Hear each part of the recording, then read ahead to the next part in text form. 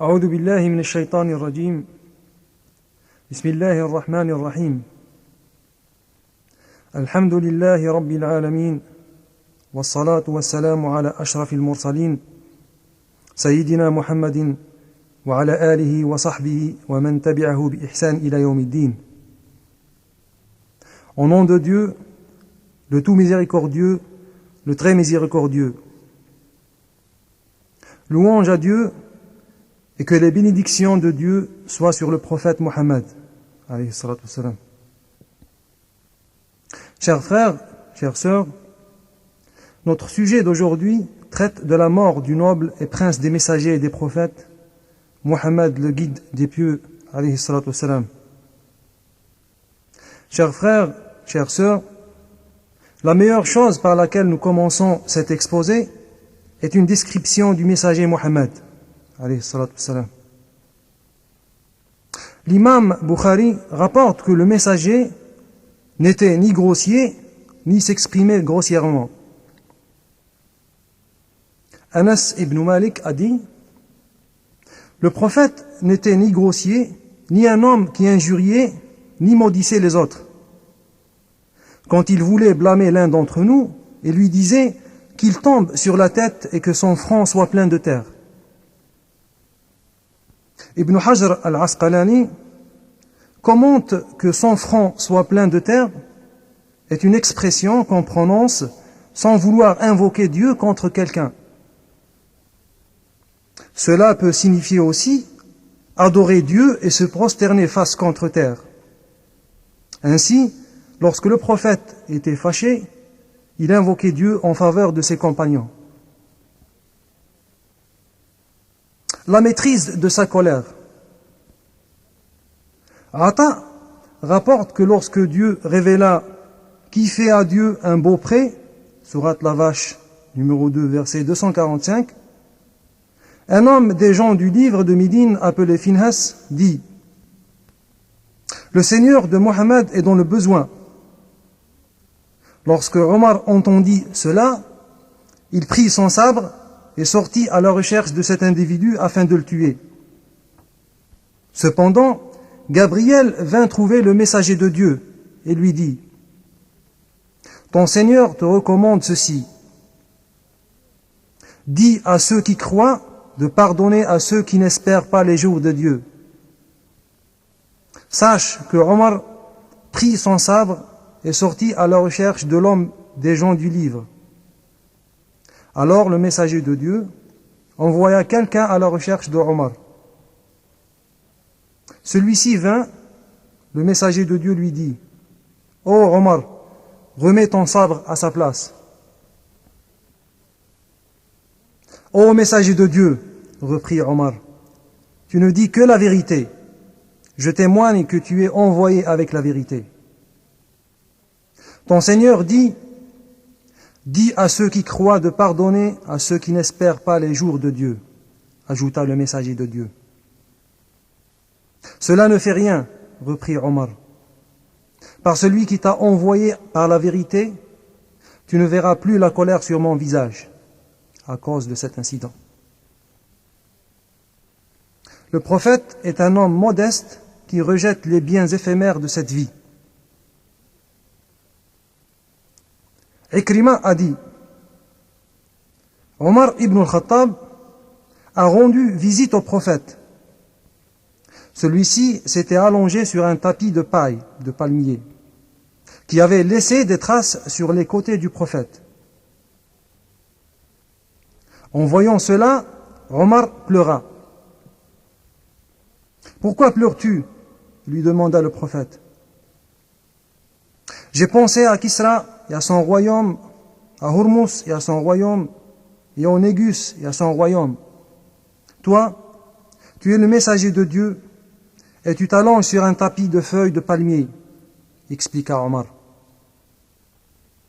Cela ne te suffit pas qu'ils aient cette vie ici-bas, c'est-à-dire ils vivent dans l'aisance, et que nous gagnions la vie future, dit le messager de Dieu. Dieu révéla: et quand tu verras là-bas, au paradis, tu verras un délice et un grand royaume, Ils porteront des vêtements verts de soie et de brocart, et ils seront parés de bracelets d'argent. Et leur Seigneur les abreuvera d'une boisson très pure. Cela est pour vous une récompense, et votre effort sera reconnu. Sourate L'Homme, versets 20-22. L'essentiel du portrait du messager de Dieu. Beaucoup ont rapporté des descriptions sur l'aspect physique du prophète. Nous rapportons celles transmises par Tabari. On demanda à Ali de décrire le prophète. Ali dit: il était de taille moyenne, ni grand ni petit. Son teint était d'un blanc rosé, ses yeux noirs, ses cheveux épais, brillants et beaux. Sa barbe touffue garnissait son visage et descendait jusqu'à la poitrine. Ses cheveux étaient longs et descendaient jusqu'aux épaules. Son cou était blanc. Il avait une ligne noire de poils depuis la poitrine jusqu'au nombril. Sa tête était ronde, mais elle n'était ni trop grande ni trop petite. Il avait les plantes des pieds et les paumes des mains parfaitement proportionnées, ni trop fortes ni trop faibles. Entre les épaules, il avait le sceau de la prophétie, de la grandeur d'une pièce de monnaie, entouré de poils touffus. Sa démarche énergique et légère faisait croire qu'il descendait une colline. Il ne marchait pas avec orgueil, comme font les rois. Il avait dans son visage tant de douceur et de compassion qu'une fois en sa compagnie, on ne le quittait point. Si on avait faim, on était rassuré en le regardant et on n'en pense plus à la nourriture. Tout homme frappé par l'adversité et angoissé oubliait son malheur en sa présence, charmé par la lumière de son visage et de ses paroles. Quiconque l'avait vu reconnaissait n'avoir jamais rencontré un tel homme, ni avant lui, ni après lui. Son nez était droit, ses dents écartées. À 63 ans, on ne comptait environ que 20 poils blancs sur sa barbe. Il était très courageux. Ali, malgré son courage, avait recours à celui du prophète, car, il dit, « Lorsque le combat devenait violent, le prophète nous protégeait. Il ne se mettait en colère que pour défendre les prescriptions de Dieu. » Beaucoup de compagnons rapportent que lorsqu'il parlait, de la lumière sortait de sa bouche. Avant la journée de Hunayn, certains musulmans avaient dit: « Compte tenu de notre grand nombre, on ne nous combattra pas. » L'armée musulmane fut prise par surprise. Certains des musulmans se dispersèrent et prirent la fuite. Abu Sufyan ibn al-Harith ibn Abd al-Muttalib, cousin du prophète, retenait la mule de celui-ci, qui avançait vers les ennemis sans crainte.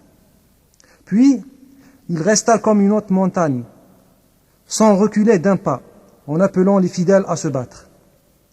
Ceux-ci revinrent et Dieu les fit triompher. La mort du prophète. Après cette brève description du prophète, abordons dès à présent sa mort, sujet du présent exposé. Après son retour d'expédition, comme celle de Uhud et de Hunayn, le prophète partit vers la Mecque pour faire son dernier pèlerinage, appelé le pèlerinage d'adieu. Durant ce pèlerinage, et après avoir louangé Dieu et lui avoir témoigné sa reconnaissance, il lui demanda secours et pardon. Le messager de Dieu dit: « Serviteur de Dieu, je vous recommande vivement de craindre Dieu et de lui obéir. Écoutez-moi bien, vous tous. Je vais vous préciser certains éléments de votre religion, car je ne sais si je vous rencontrerai l'année prochaine, en ce même lieu. Ô gens, certes, Dieu a rendu sacré et inviolable votre sang et vos biens, comme il a rendu sacré ce jour, dans ce pays, en ce mois. Ai-je transmis le message? Ô Dieu, sois-en témoin.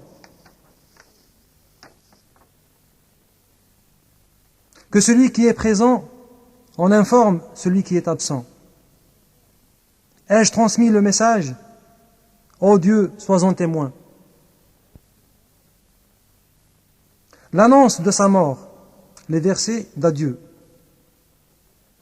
En vérité, le prophète a terminé la noble mission dont il a été chargé et transmis le message divin qui lui a été confié par Dieu. La preuve en est que le même jour du vendredi, le 9 Dhul Hijjah, pendant le pèlerinage d'adieu sur le mont de la miséricorde, Dieu lui révéla ces paroles du Coran. Aujourd'hui, j'ai parachevé pour vous votre religion. Je vous ai parachevé mon bienfait. Et j'ai agréé pour vous l'islam comme religion. Sourate le plateau servi, numéro 5, verset 3. Après ce serment du pèlerinage d'adieu, le prophète entra à Médine. Durant cette même année, le prophète était souvent souffrant. Il continuait à souffrir. Selon les commentateurs du Coran, comme Tabari, Qurtubi et Ibn Kathir, la dernière sourate qui fut révélée entièrement est celle du secours, An-Nasr, numéro 110. Les commentateurs du Saint-Coran rapportent que le prophète a récité cette sourate que voici. Au nom de Dieu, le tout miséricordieux, le très miséricordieux. Lorsque viennent le secours de Dieu et la victoire, et que tu vois les gens entrer en masse dans la religion de Dieu, alors célèbre les louanges de ton Seigneur et demande-lui pardon. Certes, il efface les péchés du repentant. On appelle cette sourate la sourate d'adieu. Car pour certains, comme Ibn Abbas et Omar, le deuxième calife et émir des croyants, le premier verset annonce sa mort au prophète. Al-Abbas, un des oncles paternels du prophète, a pleuré. Le prophète lui dit, « Qu'est-ce qui te fait pleurer ?» Et son oncle lui répondit, « Ce verset fait allusion à ta mort. » Et le prophète lui dit, « C'est vrai, c'est comme tu l'as deviné. » Et il en fut ainsi. En effet, le prophète n'a vécu que 80 jours après la révélation de cette sourate. Dans la dernière semaine du mois de Safar, c'est-à-dire le deuxième mois de l'an 11 de l'Hégire, le prophète se leva une nuit, quitta son lit et se rendit au cimetière où furent enterrés les martyrs de Uhud. Il se rendit également au cimetière de Médine, appelé Al-Baqiyah. Il invoqua Dieu longuement en faveur des morts musulmans. Ensuite, il rentra chez lui. Là, il entendit son épouse Aïcha se plaindre de mal de tête. Il lui dit, « Mais c'est moi qui ai mal à la tête. » Le lendemain, sa maladie s'aggrava. Cependant, il continua à passer chaque nuit dans la maison de l'une de ses femmes, selon son tour. Un jour, il demanda la permission à ses épouses de se laisser soigner chez son épouse Aïcha, fille d'Abu Bakr.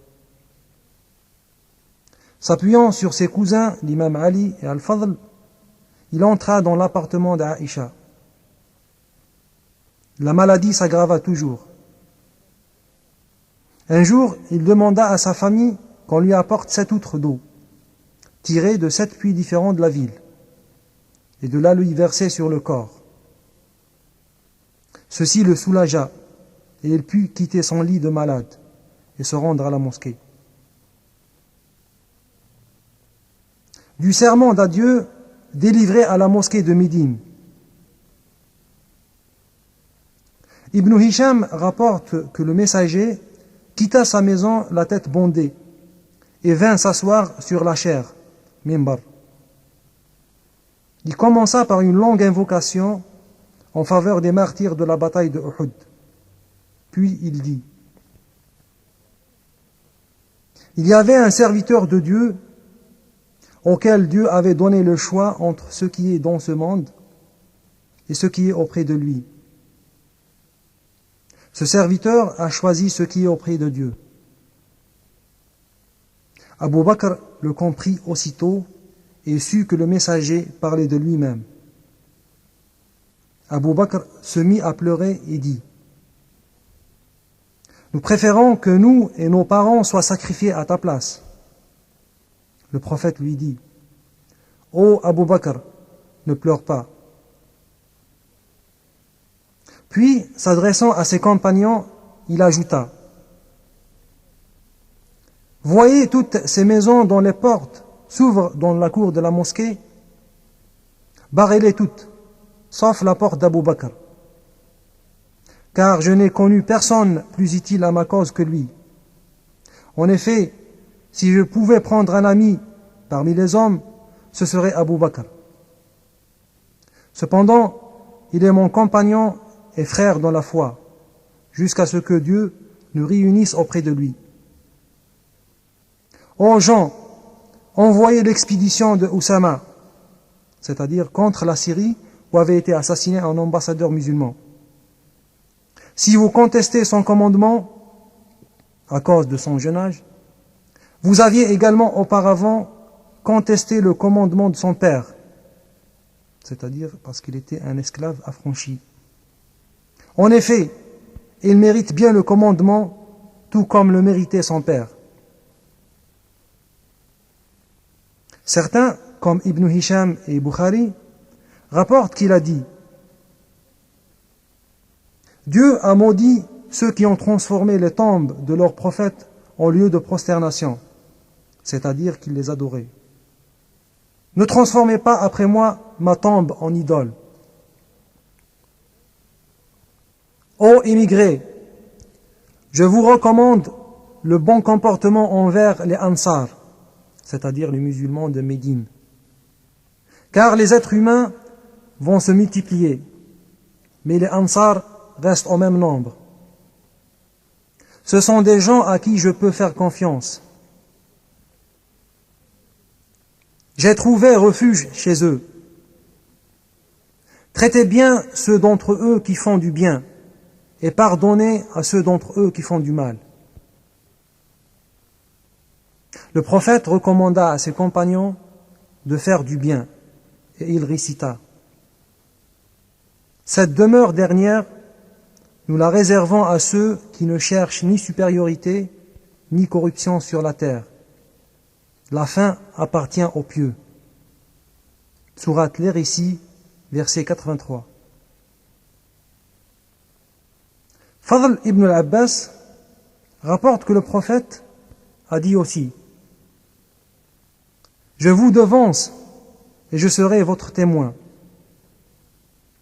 Notre rendez-vous est au bassin, c'est-à-dire le bassin où boiront les croyants avant l'entrée au paradis, que je vois maintenant de l'endroit où je me trouve. Je ne crains pas que vous redeveniez idolâtres et que vous vous associez à Dieu d'autres dieux, mais je crains pour vous les biens de ce monde, là où vous pourriez rivaliser dans la collecte de ces richesses éphémères. Le prophète n'a fait aucune injustice à l'égard de personne. Cependant, il voulut quitter ses compagnons en paix et sans que personne ne lui demande rien. Tabari rapporte d'Al-Fadl ibn Abbas que le prophète dit: ô gens, vous pouvez avoir des griefs contre moi, Si j'ai frappé le dos de l'un d'entre vous, voici mon dos qu'il me frappe. Si j'ai injurié quelqu'un ou atteint à son honneur, voici mon honneur qu'il se venge. Si j'ai pris la propriété de quelqu'un, voici ma propriété, pour qu'il la saisisse et la prenne sans rancune de ma part, car ce n'est pas dans mes habitudes. Le plus cher à mes yeux est celui parmi vous qui formule des réclamations, s'il y a droit, ou qui y renonce. De cette façon, je serai quitte et je rencontrerai mon Seigneur sans réclamation.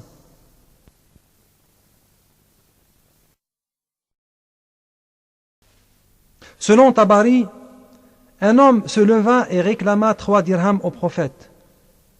Il fut payé sur le champ. Il faut noter que le prophète n'a jamais frappé ni un esclave, ni une de ses épouses. Il n'a jamais frappé non plus le dos de l'un de ses compagnons. Tabari présente un autre extrait du serment d'adieu, selon lequel, lorsque le prophète ordonna à ses compagnons de lui faire des réclamations, personne ne se manifesta. Le prophète dit alors: « Je vois que cela ne suffit, et je dois y revenir. » Puis, il termina le sermon, descendit de la chaire et dirigea la prière de midi. Puis, il remonta en chaire et répéta l'offre. C'est à ce moment qu'une personne lui demanda les 3 dirhams. Puis, le prophète aborda un autre sujet.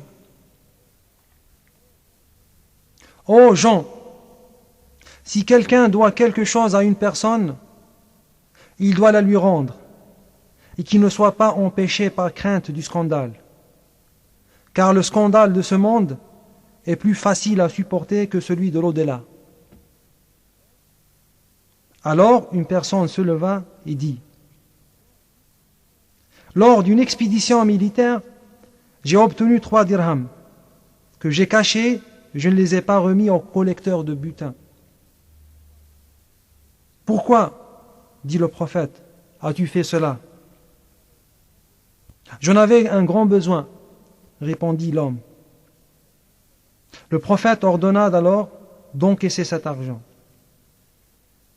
Puis il ajouta: « Ô gens, si quelqu'un craint pour ses péchés, qu'il me demande d'invoquer Dieu pour lui. » Un homme se leva et parla de ses péchés. Les autres compagnons en furent choqués. Cependant, le prophète répliqua: « Il vaut mieux dire cela maintenant qu'au jour de la résurrection. » Après ce discours, il descendit de la chaire et rentra dans sa maison. Selon certaines autres sources, le prophète récita la sourate le temps. Au nom de Dieu, le tout miséricordieux, le très miséricordieux. Par le temps, l'homme est en perdition, sauf ceux qui croient, accomplissent des œuvres bonnes et se recommandent mutuellement la vérité et la patience. Sourate le temps, numéro 103. Bukhari rapporte que le prophète a interdit qu'on le pleure, comme le faisaient les ignorants anté-islamiques, les djahilites. Cette interdiction est valable pour tous les morts. Voici un hadith qui affirme cela. Abdullah rapporte que le prophète a dit: « Il n'est pas des nôtres celui qui, en perdant quelqu'un, se frappe les joues ou qui déchire le col de ses vêtements ou qui pleure en prononçant des invocations de l'époque anté-islamique. » Le lendemain, sa santé se détériora et entra en agonie plusieurs jours. Bukhari rapporte que pendant sa maladie, le prophète a dit: « Apportez-moi du papier que je puisse vous dicter une chose, suite à laquelle vous ne vous égarez pas.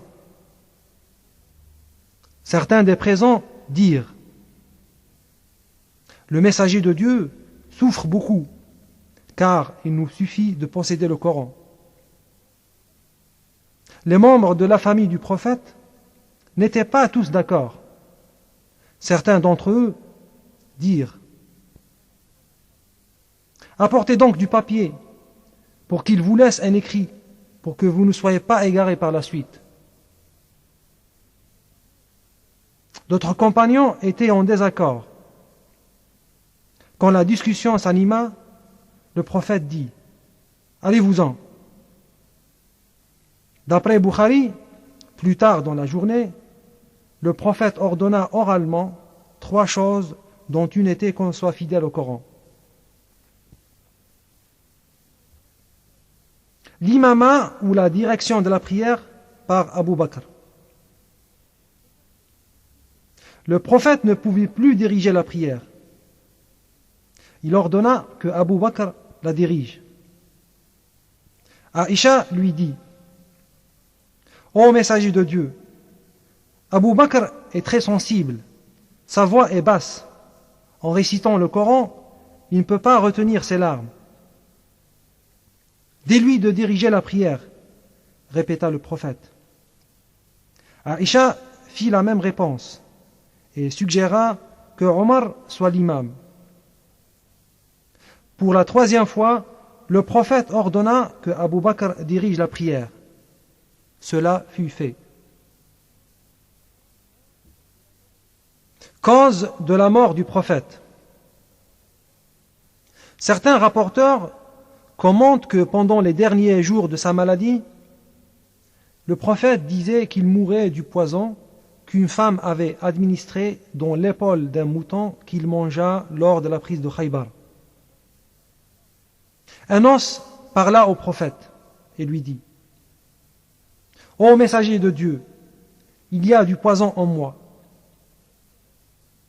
Suite à cette découverte, le prophète rejeta le morceau de viande qu'il mâchait. Cependant, un autre musulman qui avait avalé un autre morceau de viande avant lui mourut aussitôt. Le prophète disait dans sa maladie, j'ai souffert de ce poison de temps en temps, et maintenant il a brisé mon aorte.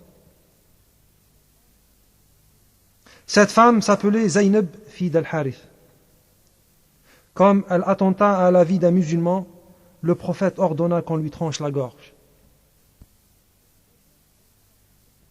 Légère amélioration de l'état de santé du prophète. Abu Bakr se rendit auprès du prophète et le félicita de sa guérison et lui demanda la permission d'aller voir sa famille dans la banlieue de Médine. Sa famille était dans le camp de la tribu d'Al-Harith. La même journée du lundi, le prophète souffrait beaucoup. Il ne pouvait plus prononcer un mot, ne pouvait même pas ouvrir la bouche pour manger.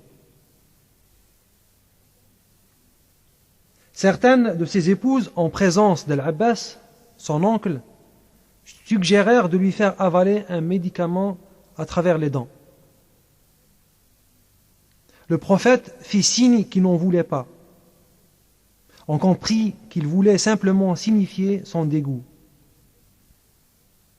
Quand il reprit ses forces et put reparler, il demanda à ses épouses ce qu'elles avaient fait.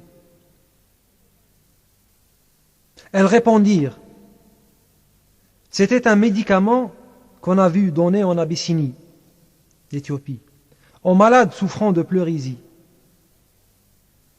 Le prophète se fâcha et dit, Dieu me protégera de cette maladie odieuse. Puis, il donna l'ordre qu'on administrât le même médicament de la même façon, c'est-à-dire par les coins de la bouche à travers les dents, à toutes les personnes présentes, excepté son oncle Al-Abbas.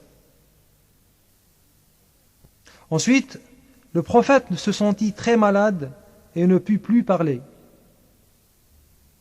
À ce moment, son beau-frère, l'un des fils d'Abu Bakr, entra dans la chambre tenant un siwak ou brosse à dents à la main. Le prophète, allongé, jeta un regard sur le siwak. Son épouse, Aïcha, le comprit et brossa les dents du prophète. Puis, elle prit la tête du prophète et la plaça contre son giron et sa poitrine. Et c'est ainsi qu'il rendit l'âme. Le prophète répéta plusieurs fois à voix basse les mots suivants. La ilaha illallah. Quelle agonie dans la mort.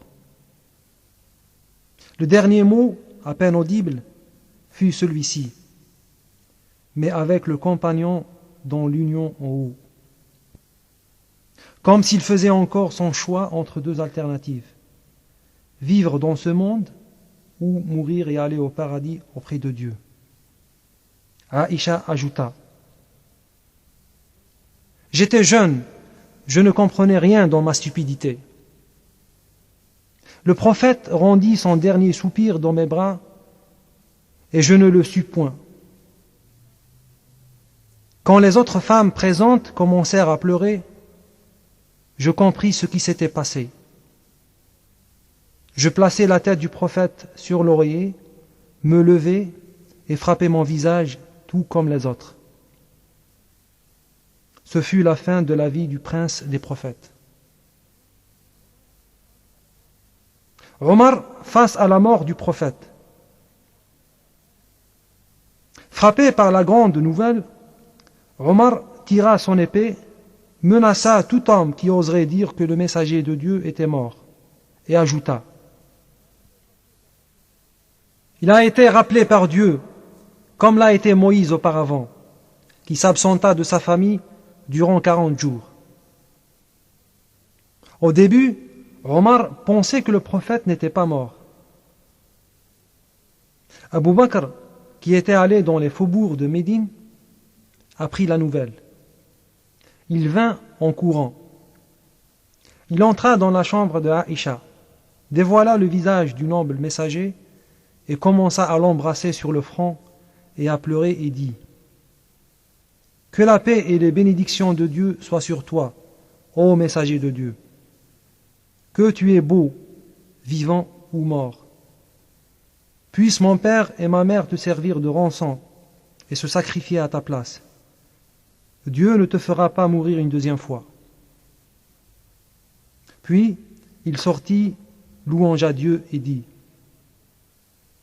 celui qui adorait Muhammad doit savoir que Muhammad est mort. Celui qui adorait Dieu, sache que Dieu est vivant et ne meurt jamais. Puis il récita ces paroles du Coran. Tu mourras, et eux aussi ils mourront. Sourate numéro 39, verset 30. Et Muhammad n'est qu'un messager, comme les messagers qui sont passés avant lui. S'il mourait ou s'il était tué, iriez-vous revenir sur vos pas? Quiconque revient sur ses pas ne peut nuire en rien à Dieu. Mais Dieu récompensera les reconnaissants. Sourate La famille d'Imran, verset 144. J'avais l'impression, dit Omar, de n'avoir jamais récité ces versets auparavant.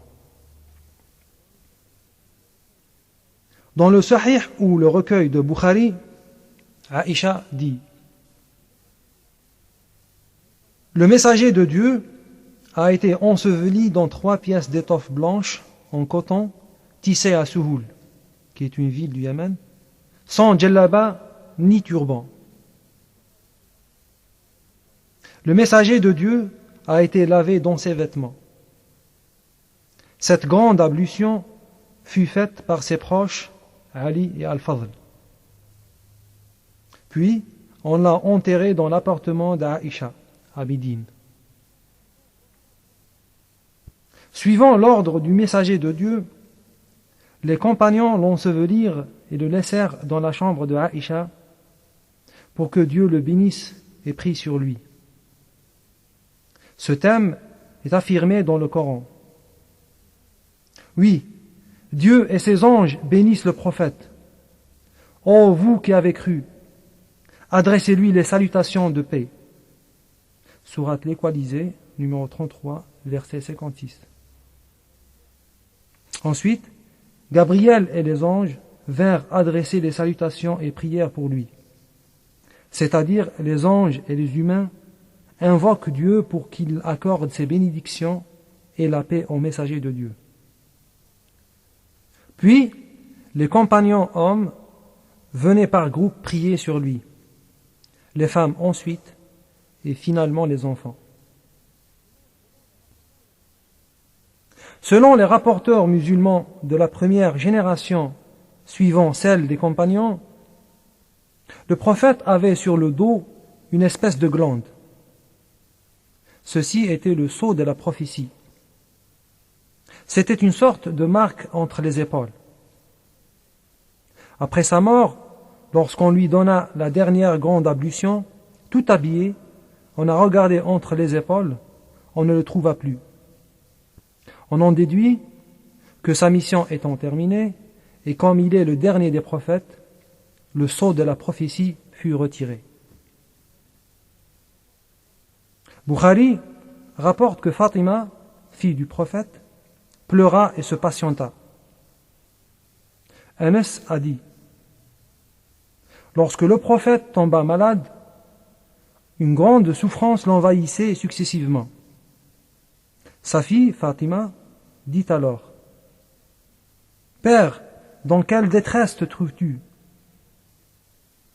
Ton père ne connaîtra plus de détresse, lui répondit-il. Lorsqu'il rendit l'âme, Fatima dit: Ô mon père, toi qui répondis à l'appel de ton Seigneur, ô mon père, le Firdaus est ta demeure, qui signifie le plus haut des jardins du paradis, là où il y aura les prophètes, les véridiques, les martyrs et les vertueux. Ô Père, c'est à l'ange Gabriel que nous annonçons ta mort. Et lorsqu'on l'enterra, elle dit: Avez-vous supporté de jeter de la terre sur le corps du prophète?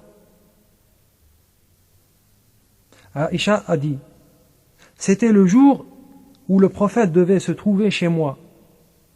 Et pendant qu'il reposait la tête sur ma poitrine, Dieu le rappela auprès de lui. On l'enterra dans mon appartement. Bukhari rapporte que le prophète mourut un lundi. Aïcha a dit: Je vins retrouver Abu Bakr qui m'interrogea: Dans combien de vêtements avez-vous enseveli le prophète? Dans 3 vêtements blancs de sehoul, répondis-je. Quel jour est mort le prophète? Un lundi, répondis-je. Il avait 63 années lunaires et 3 jours, ou 61 années solaires et 80 jours. La date de sa mort correspond à l'année 632 de l'ère chrétienne. Il fut enterré le mercredi. Il n'a laissé aucun héritage ni argent, mais des terrains qui faisaient vivre sa famille. Dieu fit en sorte que la descendance du prophète soit de sa fille Fatima. Les Arabes non musulmans n'aimaient pas les filles. Toute la vie du prophète sert comme modèle exemplaire pour les humains. Dans ce sens, Aïcha a dit: Lorsque le prophète se maria avec Zaynab, certains dirent: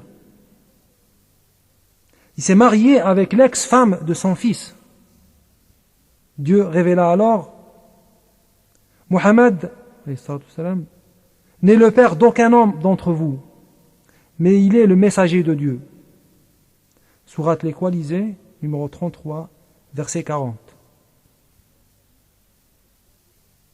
L'imam Ali, l'un des chefs des fils de Hashim, c'est-à-dire les proches du prophète, aurait pu diriger la communauté islamique. Dieu informa son prophète de tout ce qui allait se dérouler jusqu'à la grande épreuve, Fitnatul Kubra. Abu Bakr prit la place du prophète et à ce titre dirigea la prière, ainsi que l'administration, aidé par Omar, Uthman, Ali et certains compagnons. Le prophète partit en clôturant la prophétie jusqu'au jour de la résurrection, car il n'y aura jamais plus de prophète ni de messager après lui. Cependant, ces enseignements resteront et illumineront l'humanité. Wassalamu alaikum wa rahmatullahi ta'ala wa barakatuh.